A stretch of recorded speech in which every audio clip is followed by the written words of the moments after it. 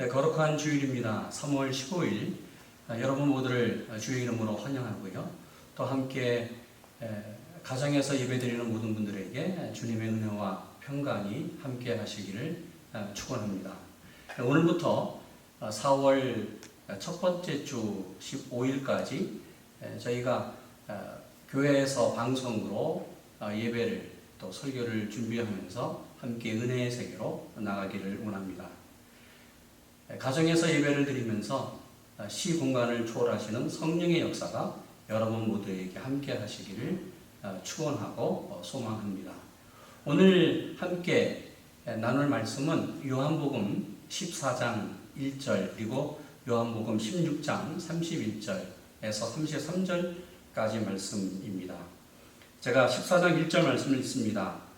너희는 마음에 근심하지 말라. 하나님을 믿으니 또 나를 믿으라.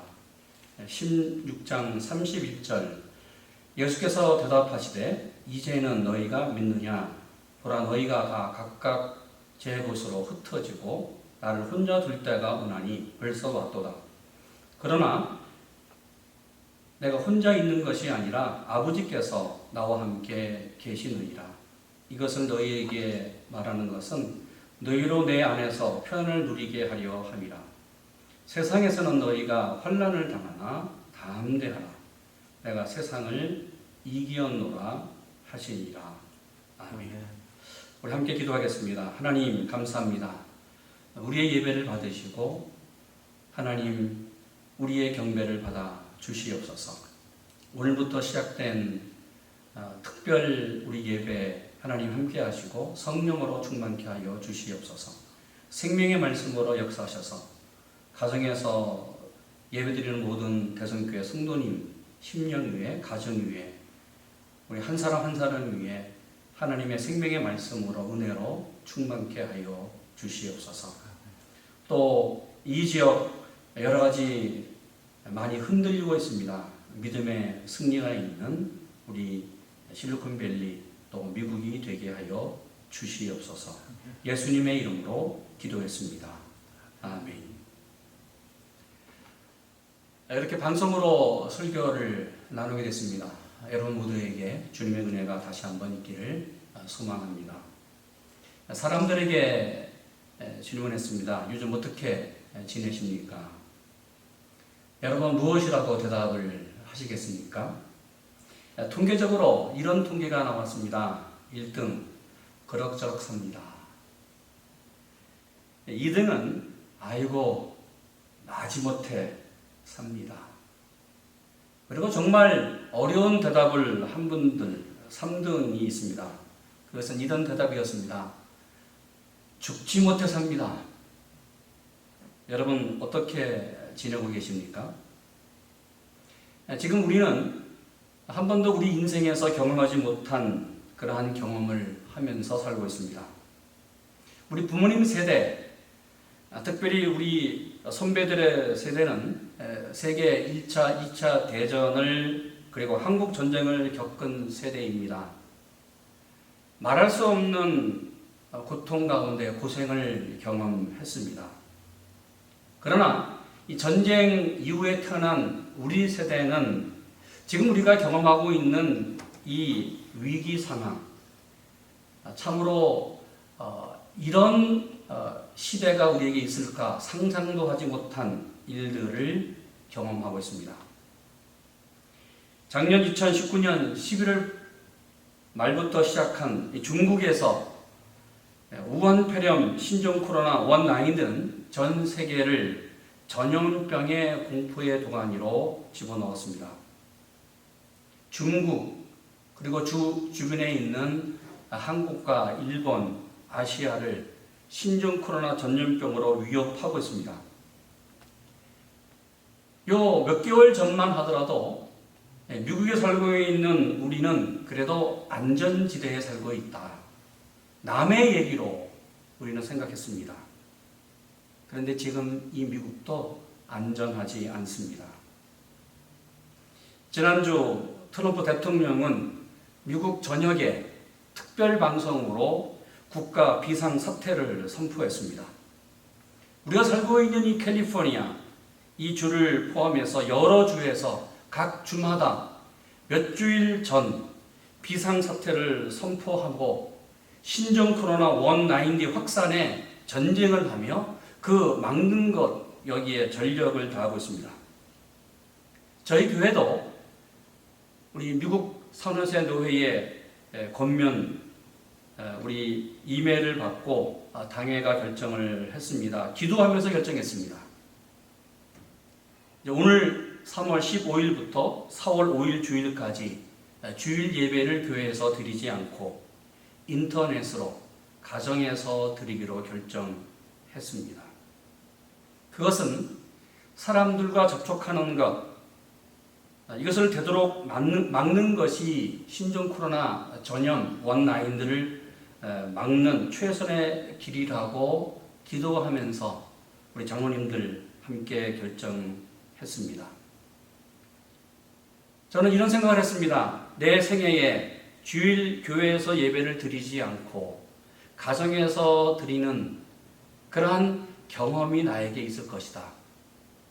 이것은 한 번도 상상하지 못했던 일이 지금 우리에게 일어났습니다. 그러면서 이런 걱정을 해봤습니다. 이 일의 끝은 언제일까? 미국에서 신종 코로나와 지금 전쟁을 하고 있는데 그 확산을 정말 막을 수 있을까? 이 걱정과 근심은 단지 신종 코로나 원나인디 확산 때문만이 아닙니다. 실리콘밸리 여러 회사, 업무 환경이 그리고 삶의 리듬, 지형이 변화되었습니다. 재택근무를 합니다. 동시에 이 실리콘밸리는 IT 계통의 여러 회사들이 전 세계에 출장을 가고 그리고 미국 각 주에 매일 출장을 가는 분들이 많습니다. 그런데 출장 가는 것을 되도록 자제하고 있습니다. 외부로 나가는 것 자제를 받습니다. 제가 알고 있는 장로님 일본에서 그 업무로 출장을 가야 되는데 지금 일본 가는 것을 제안을 받고 그리고 특별한 회의를 지금 LA에서 이번 주에 모인다고 합니다. 그러면서 이렇게 저한테 고백했습니다. 목사님, 비행기로 가지 않고 자동차로 갑니다. 왜요? 되도록 많은 사람들과 함께 접촉하는 것을 막기 위해서. 매일매일 삶의 그 리듬이 변화됐고 변경됐습니다. 제안을 받고 있습니다. 이것만입니까?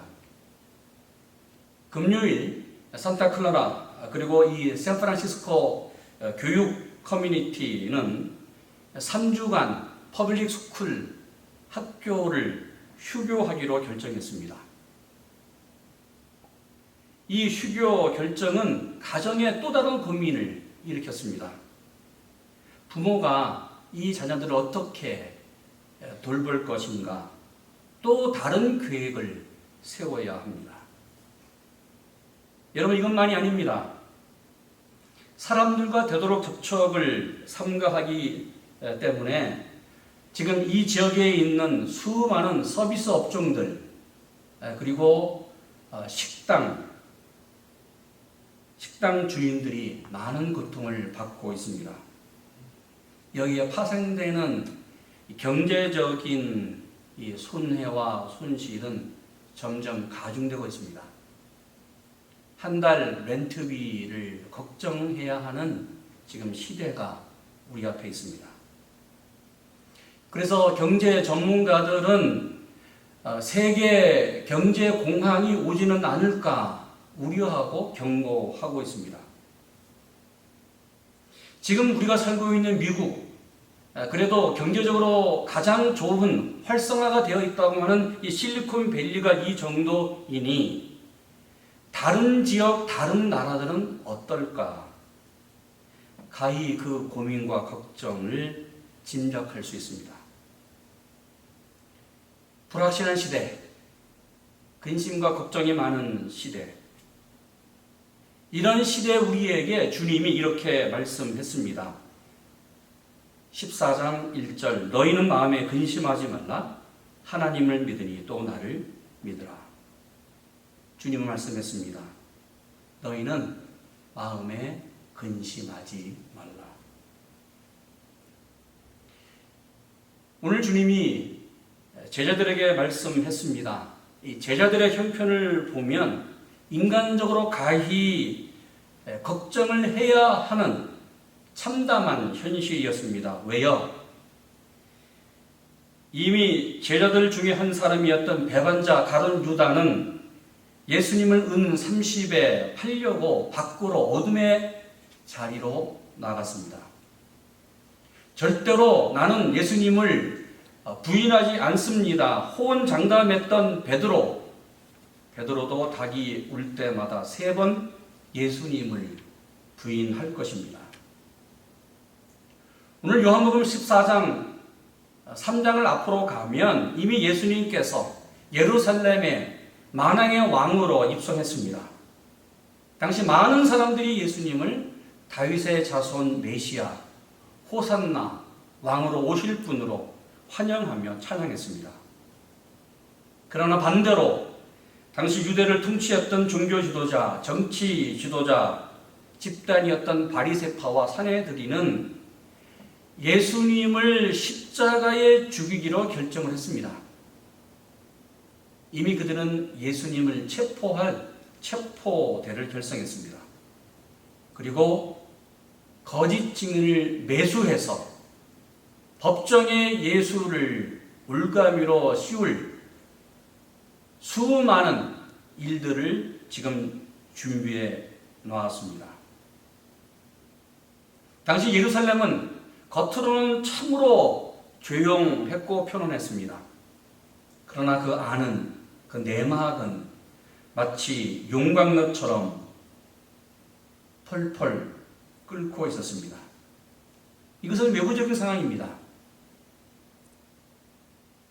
오늘 내부적인 상황, 예수님과 예수님의 제자들의 상황은 어떠했을까? 예수님은 이 모든 상황을 알고 있었습니다. 더욱이 예수님은 예루살렘에 올라가시면서 제자들에게 이제 내가 예루살렘에 올라가면 십자가에 못 박혀 죽는다. 3번씩이나 주님은 십자가의 죽음을 예고했습니다. 당시 제자들은 예수님이 왜 이런 말씀을 하시는지 받아들이지 못했습니다. 이해하지 못했습니다. 아니 왜 이렇게 좁은 형편, 수많은 사람들이 예수님을 따라다니고 환영하고 있는 상황 속에서 주님이 죽는다, 십자가에서 죽는다, 이 말을 받아들이지 못했습니다. 그러면서 예수님이 말씀하실 때마다 어떻게 이런 일이 일어날 수 있을까 의심했고, 그리고 예루살렘에 들어왔을 때에 뭔가 거대한 소용돌이가 일어나면서 분위기가 반전되는 것을 그들은 느꼈습니다. 그러기에 제자들은 근심했습니다. 이제 이틀이 지나면 예수님은 로마 군인들에게 잡혀 신문을 받고 그 후에 갈보리산 위 십자가에 못 박혀 죽습니다. 제자 사도 요한을 제외하고는 모든 제자들이 마치 길 잃은 양처럼 뿔뿔이 도망갈 판입니다. 예수님이 자기 앞에 일어나고 있는 이 모든 상황을 보시면서 영적으로는 예수님이 이 땅에 오신 그 목적, 구원의 완성, 하나님 나라의 그 완성, 그 영광을 받은 영광의 은혜의 시간이었습니다. 그러나 당시 예수님과 함께 있었던 제자들에게는 인간적으로 받아들일 수 없는 참담한 시간이었고 절망의 시간이었습니다. 그래서 제자들 근심했습니다. 근심하는 제자들에게 다시 주님이 말씀했습니다. 1절 너희는 마음에 근심하지 말라. 하나님을 믿으니 또 나를 믿으라. 여러분, 우리는 세상에 살면서 매일매일 근심하면서 삽니다. 내가 바라고 원하는 것, 그것이 이루어지지 않았을 때에 근심합니다. 걱정합니다. 왜요? 내 자신에 대한 그러한 실망입니다. 나는 이 정도밖에 안 되는 사람인가? 내 능력의 한계가 이것뿐인가? 자신의 무능력을 체험할 때에 낙담하고 절망하고 근심합니다. 여러분, 이것만이 아닙니다. 정말 사랑하고 믿었던 사람들로부터 쓰라린 배신을 당했을 때에 근심합니다. 더욱이 사랑하는 사람에게 배신을 당하고 경제적인 손해를 봤을 때에 정말 그럴 수 있을까? 정말 믿었는데, 그러면서 나에게 수많은 어려움을 준 그 사람을 바라보면서 생각하면서 분노하고, 그리고 그 문제를 해결하기 위해서, 해결할 수 없는 상황에 이르렀을 때에 근심하고 걱정합니다. 여러분, 이것만이 아닙니다. 불확실한 미래에 대해서 우리는 근심합니다. 몸이 좀 이상해요. 그러면 이거 죽을 병이 아닌가? 그래서 인터넷 들어가서 병의 증세, 여러 사이트에 들어가서 그 병의 증세를 확인하면서 이렇다 저렇다, 먼저 의사에게 진단을 받기 전에 그 상황에 대해서 알려고 합니다. 초기 증세가 이런 것이다, 그 병의 시작은 이것이다 생각하면서 정말 까만 밤을 한 잠도 자지 못하고 하얗게 지새웁니다. 여러분, 근심은 이것만이 아닙니다. 정말 심각한 근심은 하나님이 없는 근심입니다. 이것을 영적인 근심이라고 말합니다. 여러분, 우리가 정말 근심해야 될 것은 내 삶에서 하나님이 있는가를 걱정해야 돼요. 내 가정에 하나님이 계시는가? 우리 교회에 성령이 역사하시는가? 정말 이 세상에 하나님의 나라가, 하나님이 역사하시는가를 근심해야 합니다. 오늘 주님이 근심하지 말라고 제자들에게, 그리고 오늘 우리에게 말씀합니다. 왜 주님이 근심하지 말라고 말씀했을까? 그 이유가 뭘까? 오늘 읽은 요한복음 16장 33절은 이렇게 말씀합니다. 세상에서는 너희가 환난을 당하나 담대하라. 내가 세상을 이기었노라. 예수님이 세상을 이겼기 때문에 우리는 근심하지 않아도 됩니다. 왜요? 예수님이 우리에게 도전해 오는 사망의, 죽음의 증세, 죽음의 권세를 이기셨습니다. 흑으로 창조된 인간, 지금도 우리를 놓지 않고 괴롭히는 죽음의 문제, 수많은 문제를 주님이 이기셨습니다. 그러기에 주님이 말씀했습니다. 세상에서는 너희가 환난을 당하나 담대하라. 내가 세상을 이기었다. 할렐루야. 이것은 앞으로 일어날 일을 표현한 말씀입니다. 오늘 히브리 어법에서, 주님이 말씀하신 어법에서 가장 확실한 결정적인 이야기는 과거적인 용법을 사용할 때 사용합니다. 내가 세상을 이기었다. 아직 주님이 십자가에서 죽지 않았습니다. 그런데 주님은 말씀했습니다. 이미 이겼다. 할렐루야. 여러분, 이 말에 비슷한 용법이 우리에게 있습니다. 우리가 싸울 때에 이런 말을 하지요. 먼저 이 상대방에게 이렇게 말합니다. 너 이제 죽었어? 너 이제 죽었다? 무슨 말이에요? 이미 내가 이겼다. 문장은 시제를 과거로 말했지만 미래에 나는 이겼다. 강한 의지를 나타내는 수사구입니다. 예수님이 말씀했습니다. 내가 세상을 이겼다.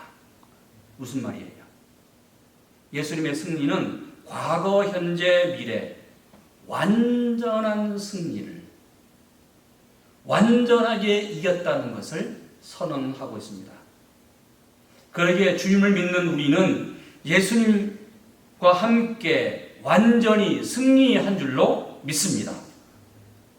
성경은 예수님을 믿는 사람들, 우리를 성도라고 말합니다. 성도는 주님과 함께 모든 문제를 이긴 줄로 믿습니다. 여러분, 예수님이 말씀하셨던 내가 세상을 이기었다. 예수님이 2000년 전에 모든 세상의 문제를 이긴 것이 21세기 2000년이 지난 지금 나와 무슨 관계가 있습니까? 우리는 예수님 안에 사는 성도입니다. 지금 우리는 예수님 안에 있습니다. 내가 예수님 안에 거하면 예수님의 승리가 내 승리가 될 줄로 믿습니다. 여러분, 우리 앞에 다가오고 있는, 우리가 경험하고 있는 이 많은 문제들, 세상 혼란과 싸워서 이길 자신이 있습니까? 아니면 없습니까? 질병과 싸워서 이길 자신이 있습니까? 나에게 다가오는 수많은 문제, 역경, 불행, 그 위기와 싸워서 이길 자신이 있습니까? 저는 솔직히 없습니다. 저는 솔직히 없습니다. 나는 이길 수 없습니다. 우리 모두는 강하다고 생각하고 나는 이길 수 있다고 생각합니다. 지금 신종 코로나 190 사태를 보면서 더욱 그렇습니다. 참으로 연약한 존재, 흙으로 지음받은 깨지기 쉬운 질그인 것을 또 한번 확인합니다. 그러게 나를 무너뜨리고 나를 넘어뜨리기 위해서 오는 대적들, 내 힘으로, 내 지혜로, 내 능력으로는 도저히 이길 수 없습니다. 그런데 주님은 말씀합니다. 내가 세상을 이겼다. 나는 이길 수 없습니다. 주님이 이기셨기에 주님과 함께 우리는 이길 수 있습니다. 내 안에서 역사하시는 하나님, 지금도 나를 도와주시는 예수님, 나와 함께 하시는 성령님을 믿으면 이길 줄로 믿습니다. 그래서 예수님이 제자들에게 말씀했습니다. 33절, 세상에서는 너희가 환난을 당하나 담대하라. 내가 세상을 이기었노라. 여러분, 성경을 보십시오. 예수님은 당시 제자들에게 환난을 당하지 않을 것이다, 이렇게 말씀하지 않았습니다. 너희가 살면서, 세상에 살면서 환난을 당한다. 여러분, 우리는 어려움을 당합니다. 왜요? 인간이기에, 세상이기에. 분명히 제자들 앞으로 환난과 역경과 어려움이 있을 것이다, 주님이 말씀했습니다. 여러분, 동일합니다. 우리도 이 세상에 살면서 많은 역경과 어려움을 당할 것입니다. 수많은 문제가 우리 인생 앞에 있습니다. 그래서 근심하고 걱정에 사로잡힙니다.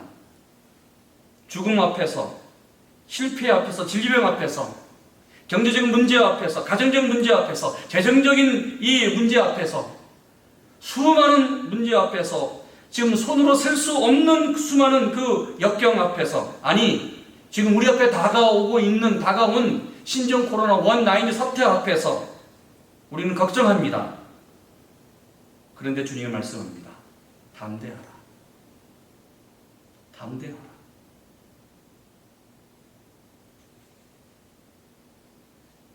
그러면 우리가 이 세상의 환난 가운데 문제 안에서 살아가고 있는 이 세상, 우리 인생에서 이길 수 있는 그 길이 무엇일까? 어떻게 해야 우리가 이 근심에서 자유로워질 수 있을까? 예수님이 그 해결점을 분명히 말씀했습니다. 요한복음 14장 1절 우리 같이 읽습니다. 너희는 마음에 근심하지 말라. 하나님을 믿으니 또 나를 믿으라. 할렐루야. 하나님과 예수님을 믿으면 됩니다. 하나님을 믿고 예수님 믿으면, 그래서 하나님 안으로 예수님 안에서 살아가면 예수님이 모든 문제를 해결해 주신다고 말씀했습니다. 그래도 우리는 지금 우리 눈에 앞에 보이는 문제 때문에 근심합니다. 이렇게 근심하는 우리에게 주님이 말씀했습니다. 누가복음 12장 22절에서 31절 22절 이렇게 말씀합니다. 너희는 목숨을 위하여 무엇을 먹을까? 몸을 위하여 무엇을 입을까? 염려하지 말라. 목숨이 음식보다 중하고 몸이 의복보다 중하니라. 또 너희 중에 누가 염려함으로 그 키를 한 자나 더할 수 있느냐? 오늘 있다가 내일 아궁이에 던지는 들풀도 하나님이 이렇게 입히시거든 하물며 너희일까 보냐? 믿음이 적은 자더라.